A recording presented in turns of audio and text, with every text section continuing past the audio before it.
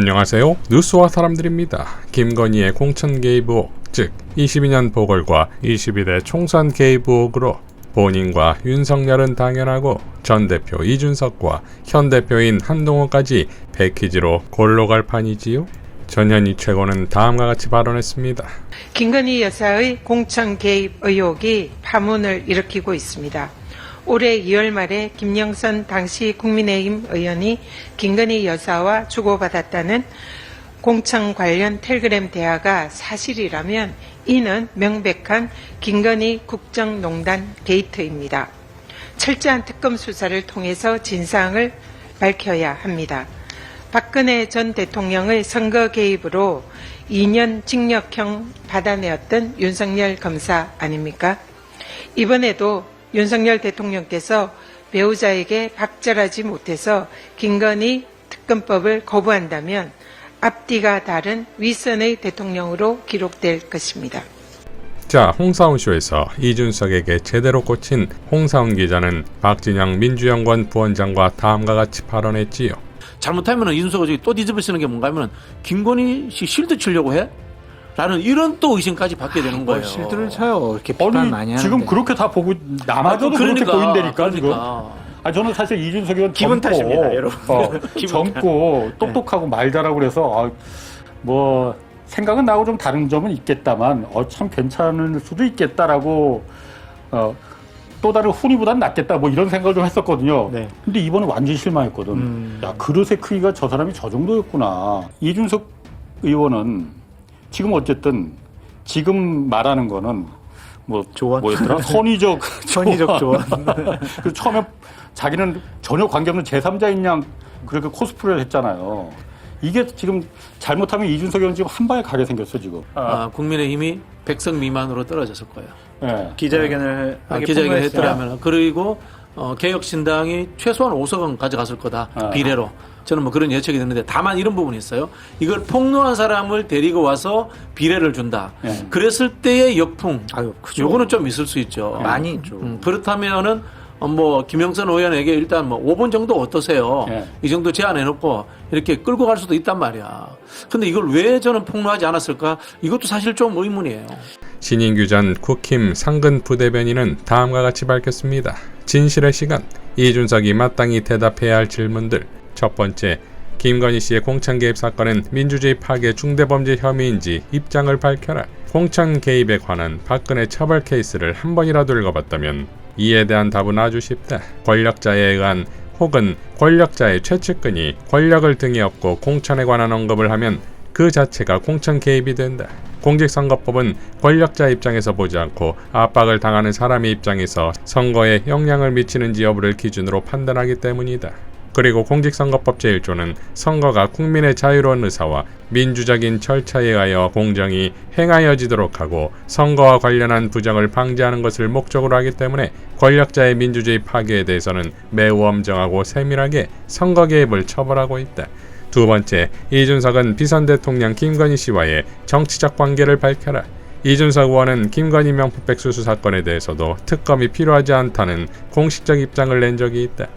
저는 솔직히 명품백 사건에 대해서는 수사에 이를 필요가 없다 라는 입장을 내면서 김건희 씨의 사과와 제2부속실 설치로 퉁칠 수 있다는 입장을 냈다. 명백하게 대통령의 배우자가 명품백을 수사하는 장면이 잡힌 물증이 나왔음에도 불구하고 이에 대한 특검 불효 입장은 김건희 씨의 변호인의 입장과 동일하다. 게다가 김건희 씨의 공천 개입 사건까지 불거진 상황에서 범죄 혐의를 축소 및 은폐하기 위한 이준석 의원의 노력은 국민을 배신하고 권력자에 아부하는 한심한 정치꾼의 모습에 불과하다.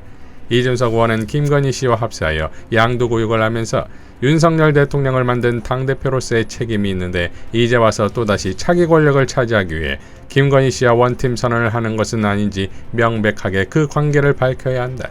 세 번째, 이준석 의원이 김건희 씨를 변호하는 것이 매우 의아한 상황에서 김종인 원장은 명태균 씨가 이준석 의원을 많이 도왔다고 증언하고 있다. 뉴스토마토 기사에 따르면 김 위원장은 명태균 씨가 이준석 의원이 국민의힘 당대표 경선에 출마했던 2021년을 지목하며 명태균 씨가 이준석 후보 곁에서 열심히 도왔던 사람이라고 말하고 있다. 게다가 명태균 씨는 여론조사를 하는 사람이라고 추가적으로 증언하는 것을 종합해보면 아마도 2021년 당대표 경선 당시 명 씨가 이준석 당시 후보를 여론조사를 가지고 도왔다는 합리적인 의심이 가능하다. 이준석 의원은 명태균 씨와 어떤 관계인지, 그리고 2021년 당대표 경선 당시 명 씨가 어떤 역할로서 도움을 준 것인지, 나아가 이준석 의원이 국민의힘 당대표가 된 이후 명태균 씨와 지금까지 어떤 관계를 이어오고 있는지 여기에 대해 명명백백하게 밝혀야 한다. 보통 사이가 아니고서는 총선을 앞둔 상황에서 개혁신당 당대표를 맡고 있던 이준석이 명태균의 호출을 받아 7불사까지 새벽에 들어가서 밀실 회동을 한다는 것은 매우 의아하다. 이준석 의원은 도대체 명태균 씨와 어떤 관계이길래 명태균 씨와 긴밀히 정치적 관계를 유지해온 것인지 밝혀야 한다. 마지막으로 네 번째, 이준석 의원은 김영선 전 의원에 대한 2022년 5월 공천이 정당하다는 취지로 말하고 있다. 경남 출신에다가 여성이기 때문에 합리적인 공천이라고 말하고 있다.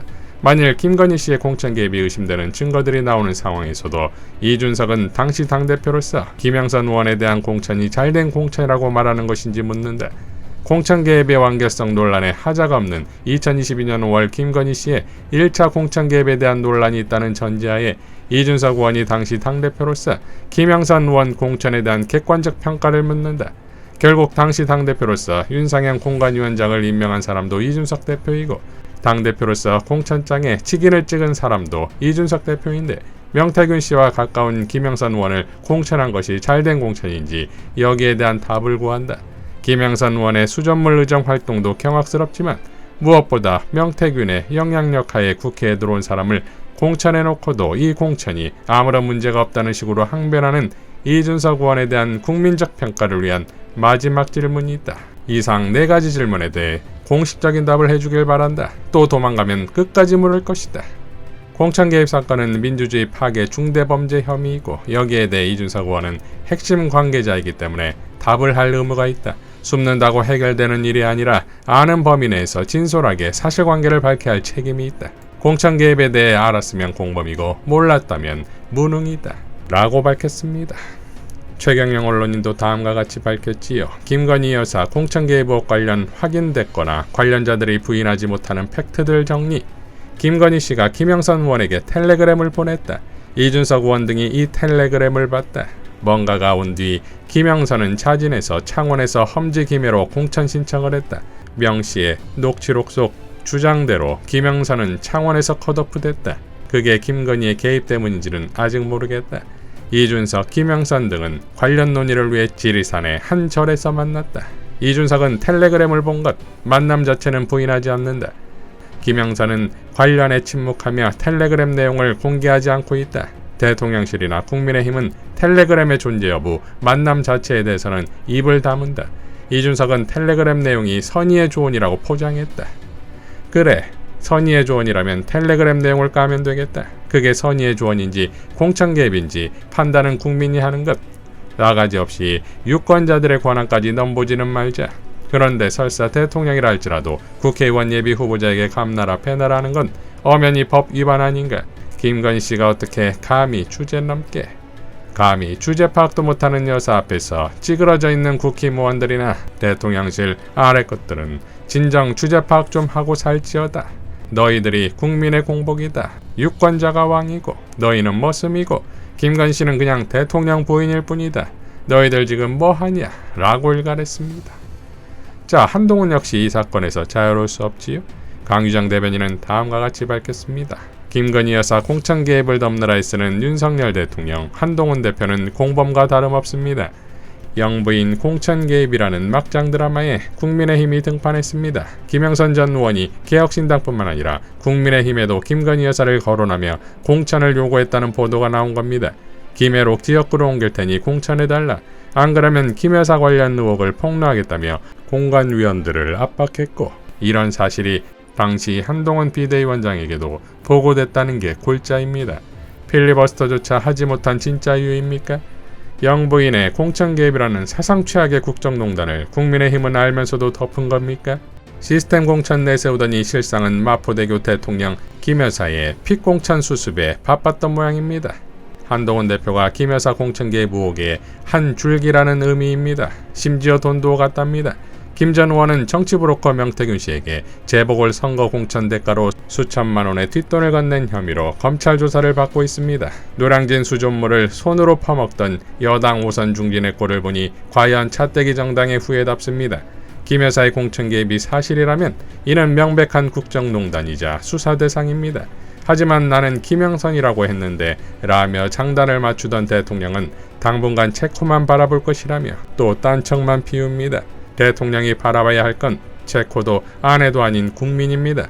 거부권이 김 여사 방패막이나 윤 대통령의 치트키가 될 수 없습니다. 당당히 김건희 특검법을 수용해 모든 의혹을 털고 국민만 바라보는 게 유일한 해법입니다. 라고 밝혔습니다.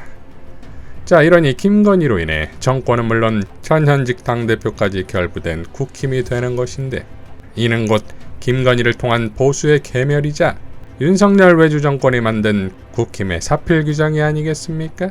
그러니 현 상황에서 유일한 생존법은 김건희 특검 수용뿐입니다.